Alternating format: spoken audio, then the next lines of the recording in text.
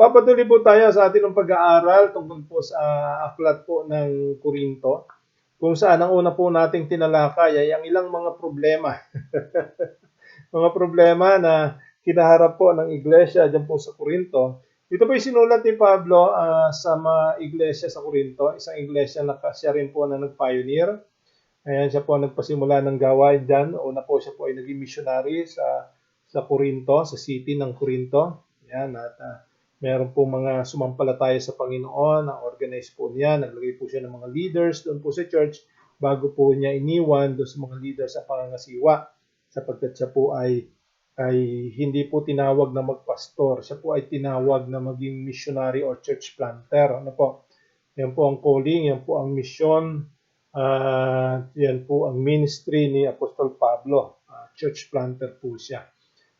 Pupunta siya sa isang lugar, mag-share ng gospel, pagka po marami ng mga tumanggap, marami ng mga sumampalataya sa Panginoon, i-organize niya po yun. Maglalagay po siya ng regular na pananambahan, maglalagay po siya ng mga leaders doon, na siya mga ngasiwa sa gawain, tapos lilipat naman po siya sa ibang lugar para po magtanim na naman ng iglesia sa iba pong mga city. Kaya marami po siyang na-establish ng mga churches, dahilan po sa yun po yung kanyang palaging ginagawa. Ano po? So, nung po siya ay nasa ibang lugar, ay particular sa nasa Efeso, ay mayroon po nagpunta sa kanyang mula mga taga-Korinto, kapatiran mula sa sambayan ni Chloe, at binalita sa kanya yung mga ilang mga problema. At ang ilan sa mga problema atin pong tiningnan ay yung problema ng pagkakawatak-watak, pagkakaiwa-hiwalay, pagkakampi-kampi, ano po.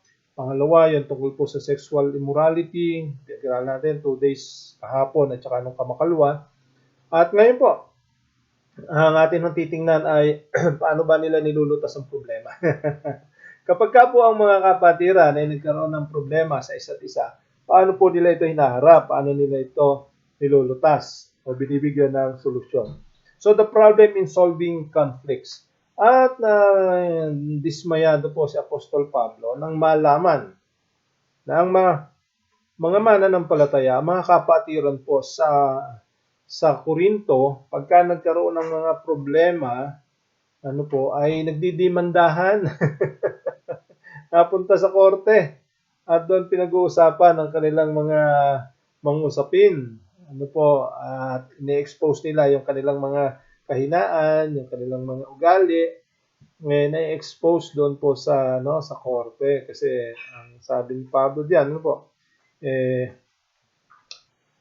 mga problema niyo sa simbahan, hinahayaan niyong humatol ay yung mga hindi mananampalataya. Ano po, so pinapakita lamang diyan na mas magaling pala yung mga hindi mananampalataya sa kanila. Pangalawa, nasa loob ng church, na-expose yung napakaraming problema na pwede naman lutasin among themselves. Ano po?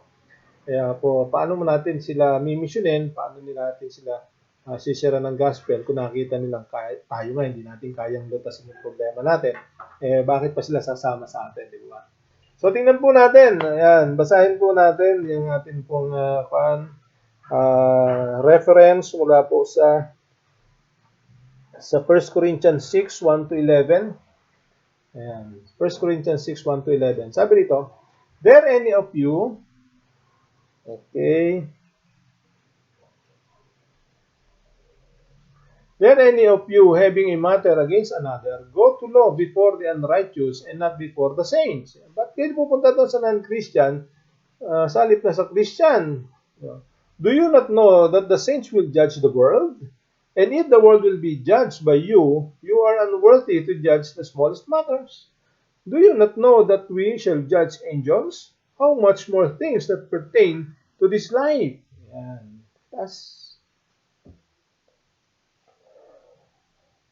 Okay. If then you have judgment concerning things pertaining to this life, do you appoint those who are least esteemed by the church to judge? I say this to your shame. Is it so that there is not a wise man among you, not even one, who will be able to judge between his brethren? But brother goes to law against brother, and that before unbelievers.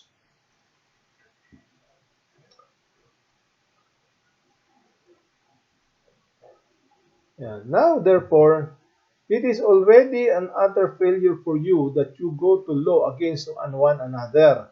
Why do you not rather accept wrong? Why do you not rather let yourselves be cheated? No, you yourselves do wrong and cheat, and you do these things to your brethren. Do you not know that the unrighteous will not inherit the kingdom of God?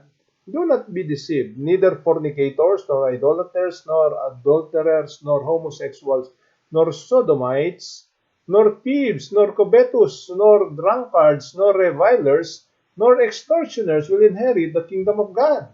And such were some of you. But you were washed, but you were sanctified, but you were justified in the name of the Lord Jesus and by the Spirit of our God. Yan, palain po ng Panginoon ang kanyang pong mga salita. So dito po natin nahangoy natin pong pag-aaral kung saan po dinil ni Pablo ang mga taga-Corinto. Yun nga po ang kanila pong problema. Pag may problema sila against each other, yung sila-sila, pupunta pa sila sa barangay, pupunta pa sila sa korte, magdidemandahan, ayan, doon sila mag-aaway, doon sila magtatalo-talo, doon sila magpapaliwanagan. Tapos yung mga non-Christian ay nanonood at nagugulat, bakit itong church ang daming problema. So kung ganyan palagi ang gagawin, ito mangyayari, ano po? Ine-expose po nila at ipinapakita na sila po ay walang pagbabago. Baka nga po makita pa ng mga non-Christians o ng korte na mas marami pang problema sa loob ng church kaysa sa labas. Pangalawa, kapag ganyan, ang mga tao hindi na maniniwala sa kanila. Sabihin nila kung sila hindi nagkakasundo, sila nag-aaway, bakit pa kami sasama diyan? Ano yung pinagkaiba nila sa atin? Ano? Ayan po ang ilang mga magiging problema. Hindi magiging encouragement po yan doon sa mga tao upang sila naman po ay sumampalataya sa Panginoon. Ayan. Okay. Pakilagay yung oras.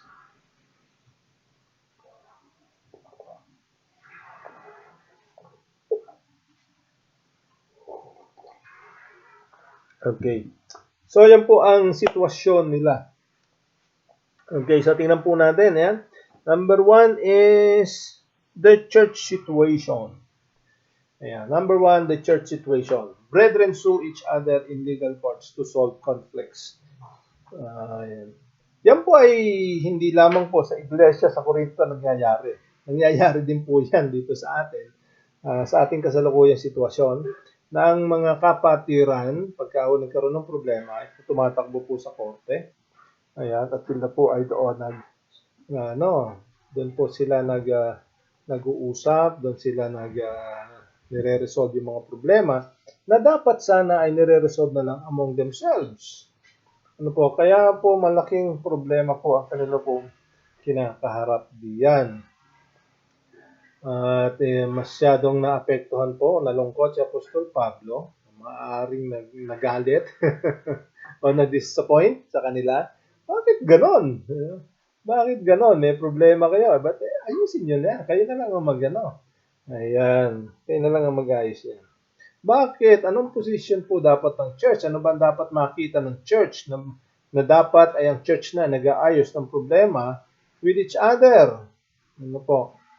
Okay, tingnan po natin. The church position. Ano ba ang position ng church? Number 1, the church will judge the world. Hindi na pala inilagay yung verse, ano? Hindi nakalagay yung reference.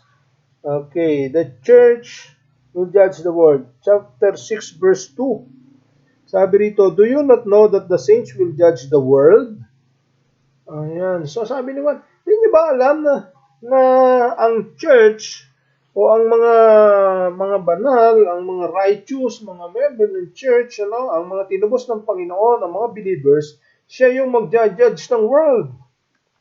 Hatulan yan. So, hindi natin alam kung paano mangyayari yan. Tayo po magbibigay ng judgment diyan. Pero yan po ang sabi po ng Panginoon. Yan po ang sabi ni Apostol Pablo. It is the church, it is the believers, the saints who will judge the world. Ano po? So, bakit natin nahayaang yung world ang mag-judge sa church? kung tayo pala mag-judge sa world, di ba? Kaya kailangan makita po natin ang katotohanan ito upang sa gano'n nakita natin, mali pala yung ginagawa ko. Ako pala dapat tumahatol sa world. Bakit yung world ang hahatol sa akin? So, pag hindi natin nakita ang ganitong posisyon, normal lang talaga, hahanap tayo ng mga magitan, hahanap tayo ng mga hahatol. Pero dahil po dito, kailangan nating makita. Ano po? Kaya maliban na lamang kung talagang hopeless yung case, ito ang nangyari kasi nga wala pong magparaya, walang umako ng mali, So, yan po ang nangyari. Yung iba po kasi ay talagang sinisikap na ang mga problema ay ayusin among the brethren, yan. So, kinukonsulta ang mga leaders ng church para po mamagitan at mag-come up sa isang tamang judgment. Kaya lang pagka talagang ito yung sinasabi ni Pablo, ayaw talaga mag-aayos. Kaya napipilitan. Pero dito, ay siguro ay hindi natin alam kung sinubukan nilang ayusin among themselves.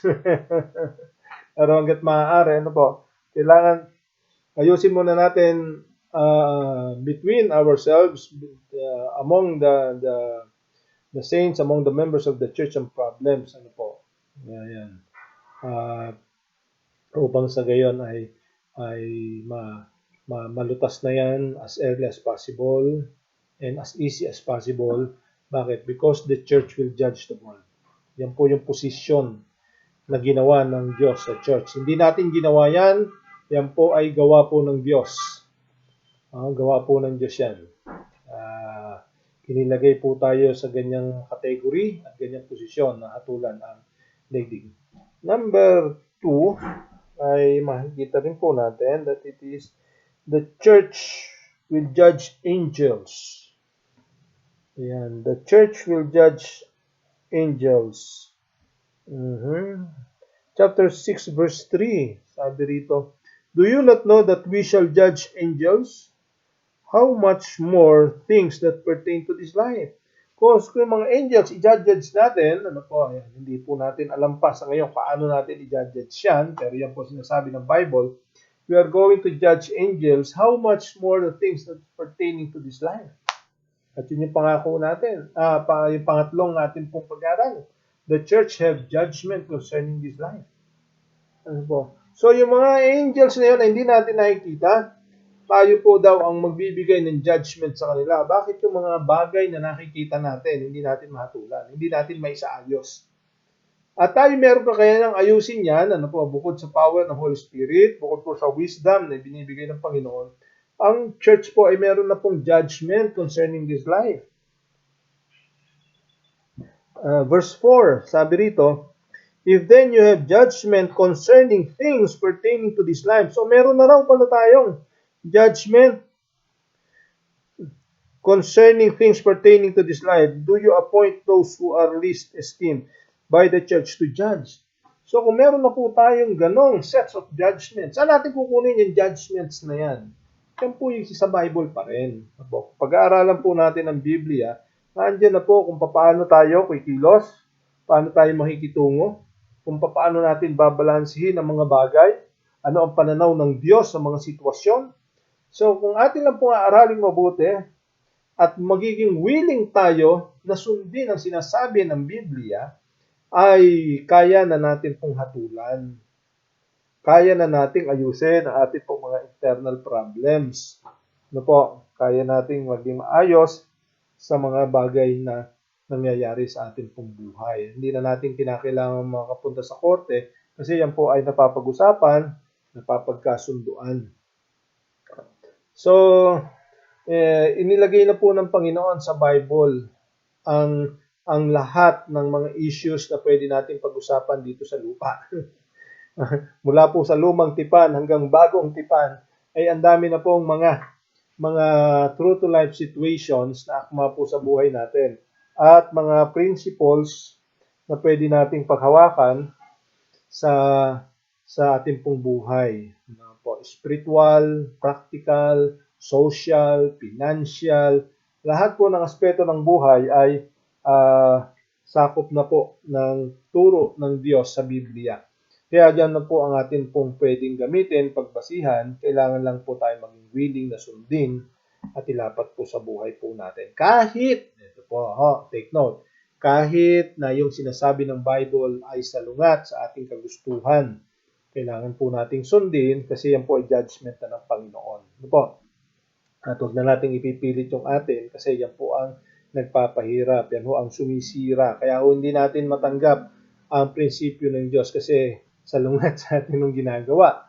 At mas gusto nating nasusunod yung gusto natin kaysa masunod ang gusto ng Diyos. Ayan. Doon po tayo nagkakaroon ng problema. So, para mawala po ang problema, dapat po tayo maging willing. At ito po yung pangatlo. Yan, the church solution. The church solution. At ang solution po ng church ay kailangan po ng willingness ng mga members na magpasailalim. Ano po? So, number 1, sabi po ni Pablo sa verse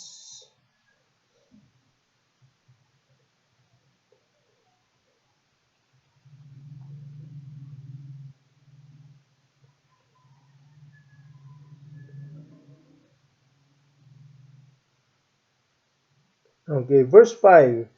Sabi ito, I say this to you to your shame. So, is it so that there is not a wise man among you, not even one who will be able to judge between his brethren? So, number 1, we must be willing to look for a wise man or wise men.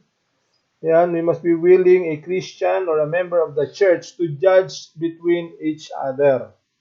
To judge between each other. Yan. Verse 5, yan sabi, I say this to your shame, is it so that there is not a wise man among you, not even one who will be able to judge between his brethren? Kailangan po hanapin.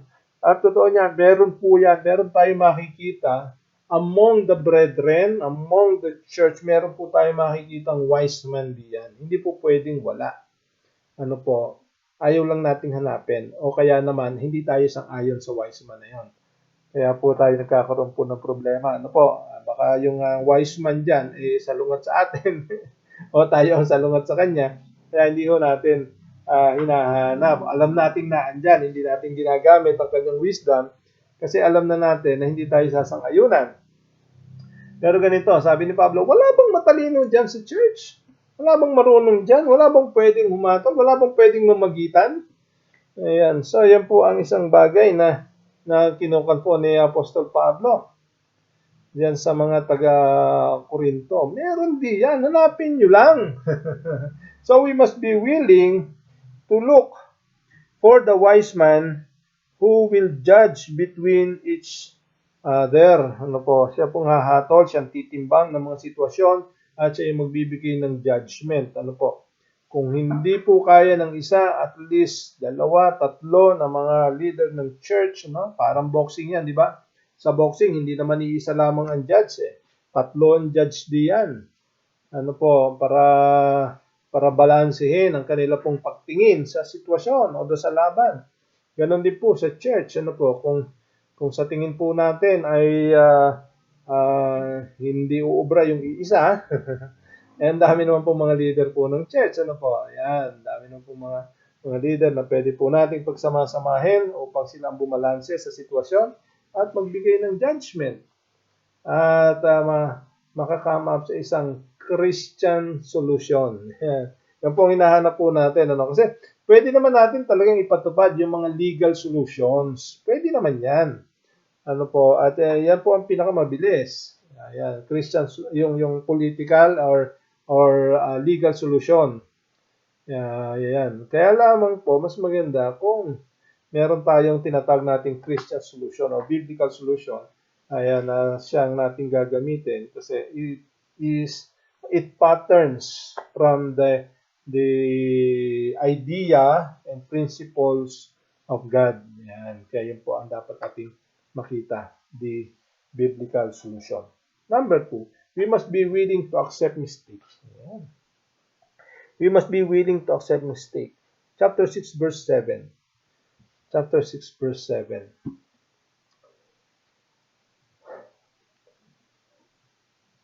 Okay, sabi niya, now therefore, it is already an utter failure for you that you go to law against one another. Why do you not rather accept wrong? Ba't hindi nyo nalang kung mali, di tanggapin na lang. Yan ang po ang problema. Yan po, napakalaking problema. Ano po, hindi lamang po yan sa loob ng church, kahit po sa labas. Ang problema ay nadadala sa loob ng church. Anin po yon? Yung ating pagkahirap-hirap na tanggapin na tayo mali. Di ba? Yan ang pinakamahirap na tanggapin yung ako'y mali. Ayan. Kaya po yung sa mga nag-aaway sa loob ng church o sa labas, makikita nyo parehong tama. Pero hindi magkasundo kasi parehong tama. Ayan. At sa loob ng church, ganun din po nangyayari. Ano po, mukhang kailangan po nating ayusin ang ating relasyon sa Panginoon, ating pong buhay spiritual upang matutunan po natin tanggapin na tayo mali. Mahirap, ano? It takes a lot of pride.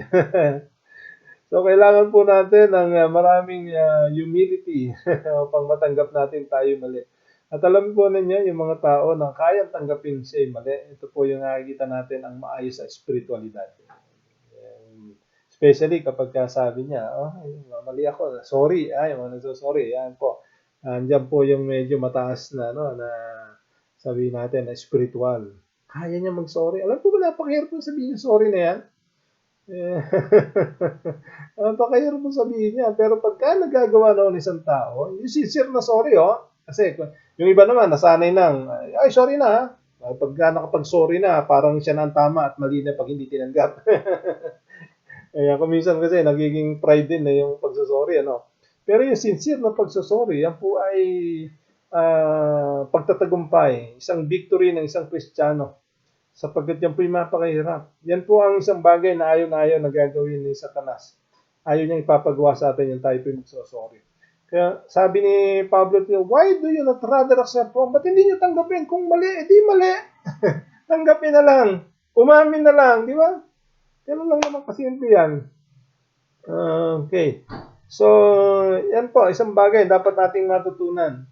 Tanggapin kung mali. Pangalawa, sumunod, pangatlo, number 1, be willing to look for a wise man. Number 2, be willing to accept mistake. And number 3, be willing to be cheated. Verse 7 pa rin. Yan, be willing to be cheated. Ang sabi ron, why do you not rather accept wrong? Kasunod, why do you not rather let yourselves be cheated? Ba't hindi nyo hayaan kayo madaya? Alam po ninyo, ito ang isang bagay na napakahirap. Yung dayain ka ng tao, ang hirap pong tanggapin yan. Ang hirap tanggapin. Pero alam po ba, merong mga taong, dito ako humahangad sa mga taong nagpaparaya. Ano po? Hindi naman sila duwag. Hindi sila duwag. Pero pinapalampas na, hayaan mo yun. Yan, yun.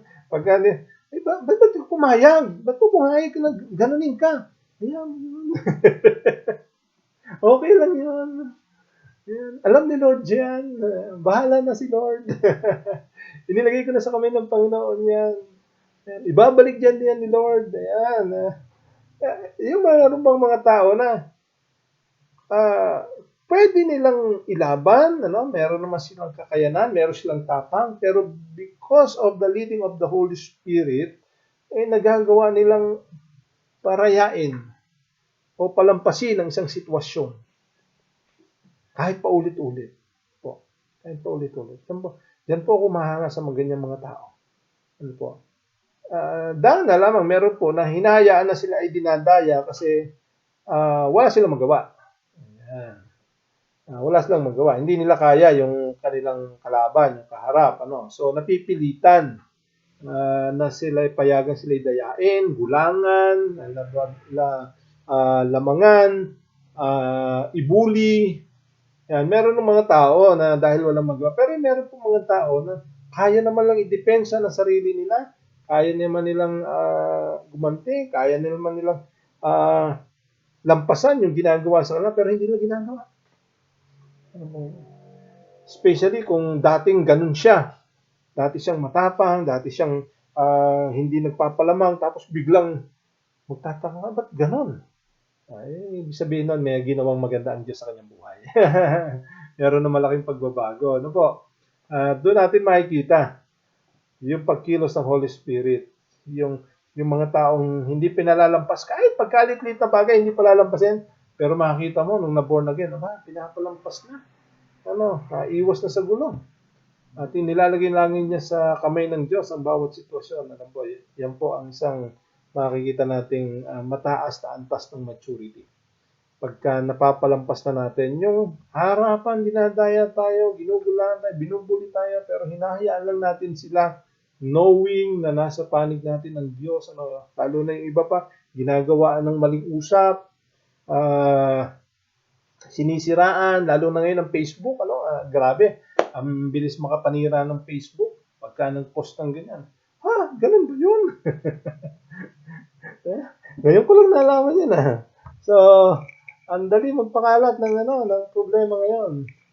Pero meron mga tao, hindi naganti. Di ba? Ito na sa mga nagpe-Facebook diyan, di ba? Pagka meron kang nabasang hindi mo nagustuhan, ang tendency gumante, sumagot, di ba? Bakit? Hindi man tayo papayag.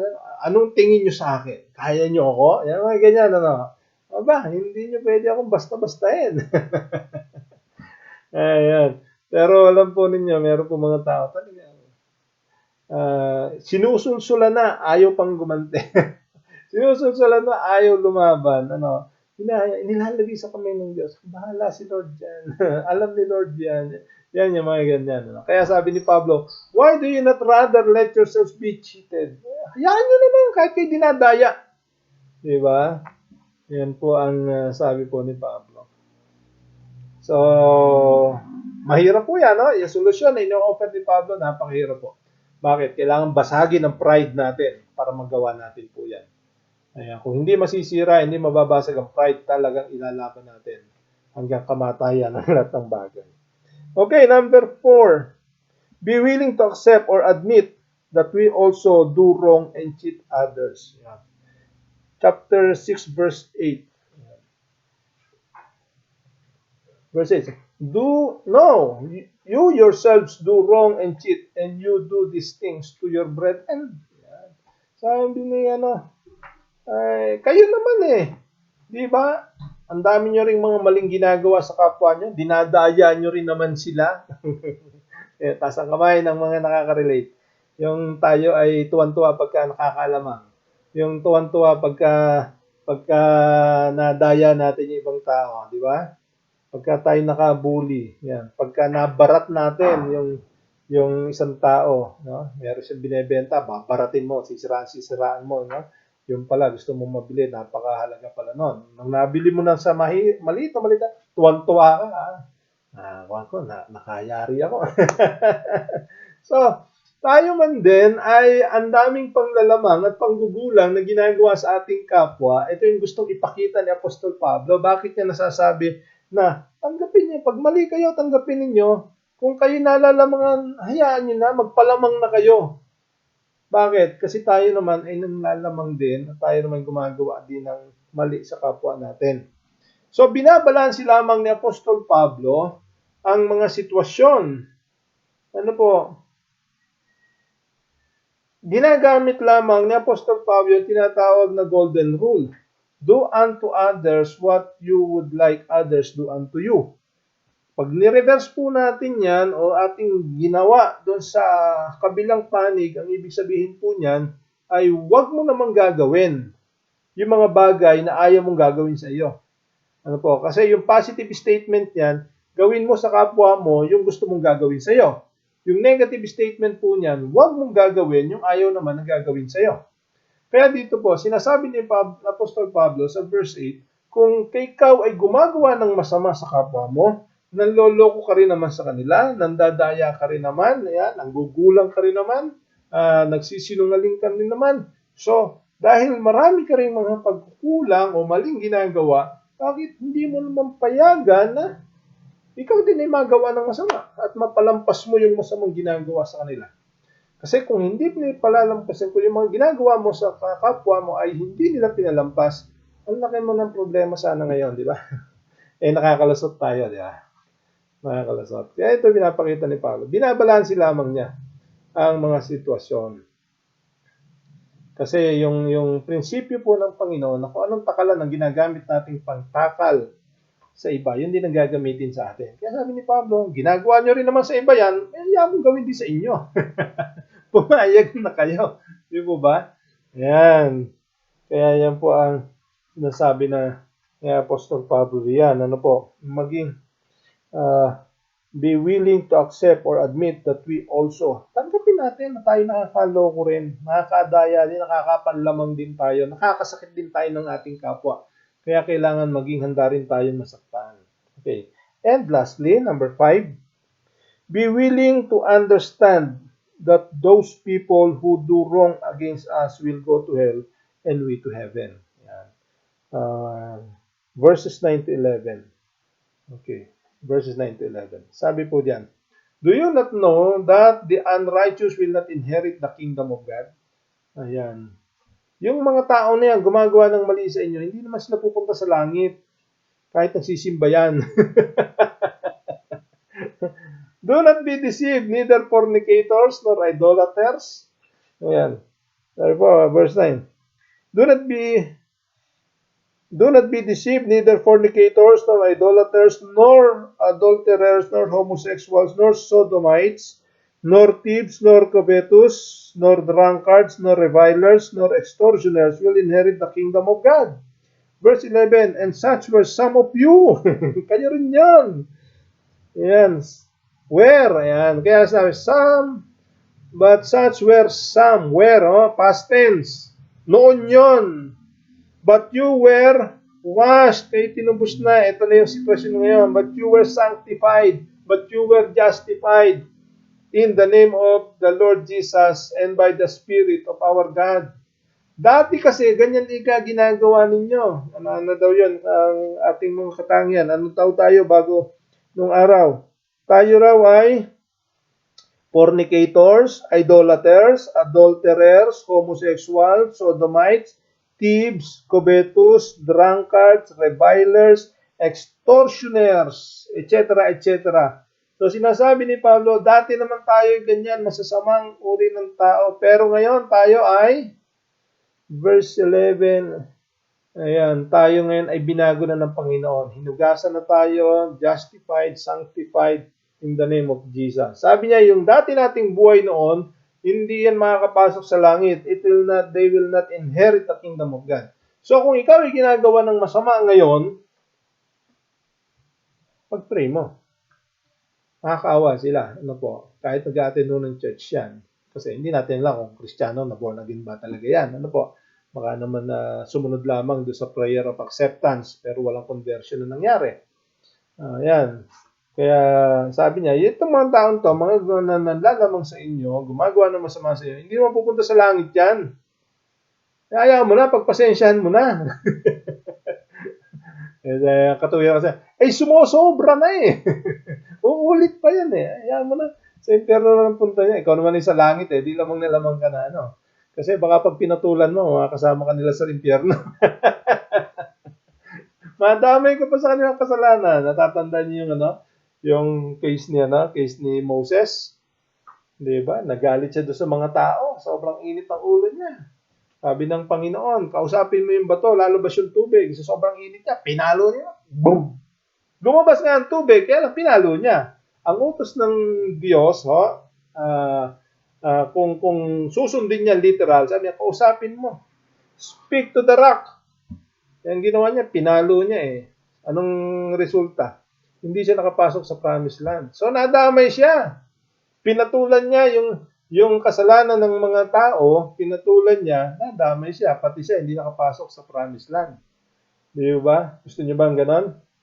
Ayan, yung mga kapatiran o mga member ng church o mga kaibigan niyo, mga tao na gumagawa ng mga sama sa inyo na dahil sa kanilang ginagawang mali sa atin ay pupunta sila sa impyerno tapos papatulan mo nakakasama tuloy tayo sa impyerno.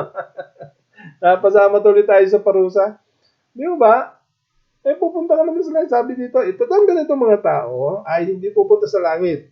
Pero tayo na hinugasan na, sinanctified na, ginastified na, pupunta tayo sa langit. Bakit papatulan yung mga yan? Gusto mo makasama sa impyerno?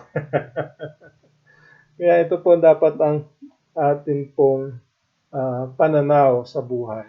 Pasensya na natin. Nabagan na natin. Malay ninyo, kung pagpasensya natin sila, magbago din, di ba?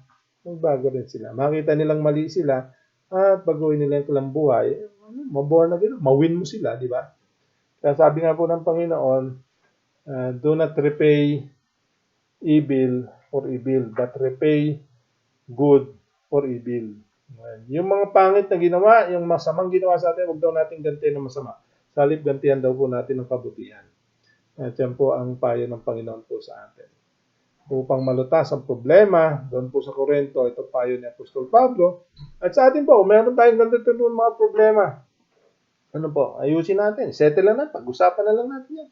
Magbigayan na lang tayo. Magpatawaran tayo. Sapagkat yan po ang kalooban ng Panginoon sa atin. Diyan po natin may papakita ang ating pong tagumpay at ang ating pong antas ng ating pong espiritualidad. Tayo po manalangin.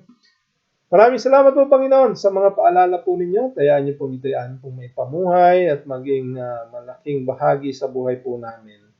Ang pagpaparaya, ang pagtitiis, ang pagtanggap na kami ay nadadaya, nalalamang ng aming kapwa. Bagaman masakit, Panginoon, masakit sa kalooban at kuminsan ay ito'y nagiging alalahanin namin, nagbibigay ng stress. Pero Panginoon, si Jesus nga walang kasalanan na ipinako sa krus, dinuraan, hinampas, ipinahiya, ginawa ng lahat ng mga kasamaan laban sa Kanya na wala naman siyang kasalanan, sa halip ay sa kasalanan namin. Ang hirap na tinanggap ni Jesus, pero siya hindi nagreklamo. Tinanggap niya dahil sa pagmamahal sa amin. Loobin niyo, Panginoon, ito rin ang maging prinsipyo na amin pong gawin sa pagsesettle ng mga disputes. Upang sa gayon, Panginoon, maisettle namin to in a biblical way, not in a legal way. Bagaman totoo, ginagamit niyo, Panginoon, ang legal to protect us, at kailangan din yan. Pero merong mga issue hindi na namin dapat pinapaabot po sa legal na paraan. Kaya na namin pong ayusin ito within our ranks, within the church. Kaya na pong ayusin ang mga bagay niya. Kaya tulungan niyo po kami. Pataasin niyo po ang antas ng aming espiritualidad upang sa ganun magampanan po namin o mailapat namin sa buhay ang mga bagay ito. Inaamin namin po, hindi ito madali, mahirap po ito, pero pwede namang mangyari. Hindi lahat ng mahirap ay imposible. Ito pang posible sa pamamagitan ng lakas na nagmumula sa inyo. Sabi ni Pablo, I can do all things through Christ who gives me strength. Maraming salamat po. Ito ang panalangin sa pangalan ni Jesus. Amen. Amen. Magandang umaga po sa ating pong lahat. Pagpalain po tayo ng Panginoon.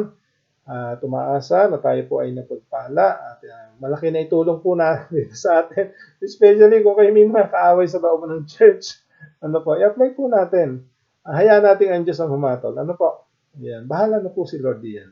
So, maraming salamat po. Pagpalain po tayo ng Panginoon. Ito pong muli ang inyo pong lingkod kay Kristo, Pastor Jaime Ambita Calanog, sasabi, ang pagkatakot sa Panginoon ay pasimula ng Panginoon. Pagpalain po tayo ng Diyos.